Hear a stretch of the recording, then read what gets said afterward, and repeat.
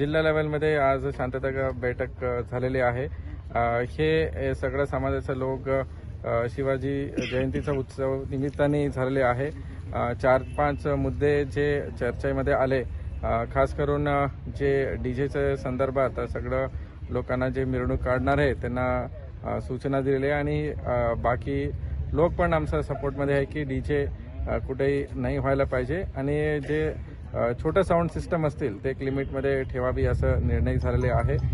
Second, जे शिवाजी चौकमध्ये काही आंदोलक बसलेले आहे ते एक निर्णय चांगला झाले की आंदोलन 2 दिवसासाठी थांबणार आहे आणि नंतर जे शिवजयंती नंतर परत त्यांना आम्ही परमिशन या बाकी गोष्टी त्यांना दिलेले आहे।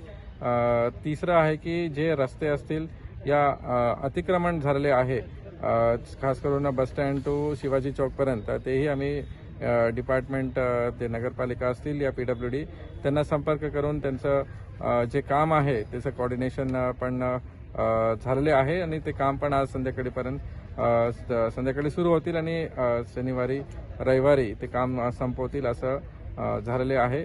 एकंदरीत सगळं समाजाच्या लोकांना विनंती आहे, आव्हान आहे की एक शांतता वातावरण आहे पूर्ण धाराशिव जिल्ह्यामध्ये, खास करून शहरामध्ये असतील सगळं समाज एकत्र येतात, सण उत्सव चांगल्या प्रमाणे होत आहेत। असंही कोणतंही 1-1.5 वर्षामध्ये कोणतंही असं मोठं इश्यू या इन्सिडेंट झालं नाही आहे आणि नेहमी एक सगळ्यांसोबतच एक कम्युनिकेशन संवाद ठेवून जे निर्णय घ्यायला पाहिजे तसं घेतलेले आहे।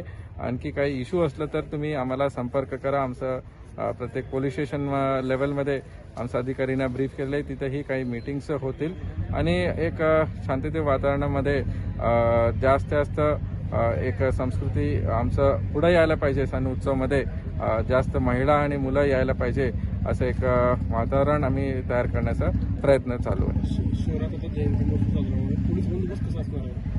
पोलीस बंदोबस्त प्रत्येक पोलीस स्टेशन ठिकाणी, प्रत्येक तालुक्यामध्ये कळंब असतील, उमरगा असतील आणि भूम असतील, हे सगळ्या ठिकाणी आमचा बंदोबस्त असणार आहे आणि 12 वाजतापर्यंत आमचं पूर्ण बंदोबस्त असतील आणि बाहेरचं काही होमगार्ड्स आम्हाला भेटलेले आहे।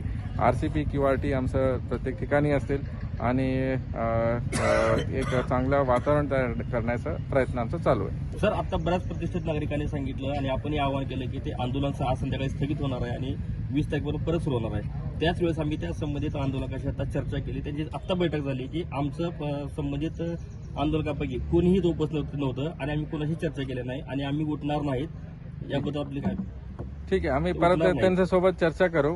आता इथं काही लोक आले होते ते आंदोलक म्हणून ते सांगत होते, बट ते आम्ही चर्चा करून जे मार्ग काढायचे ते आम्ही मार्ग काढून घेऊ।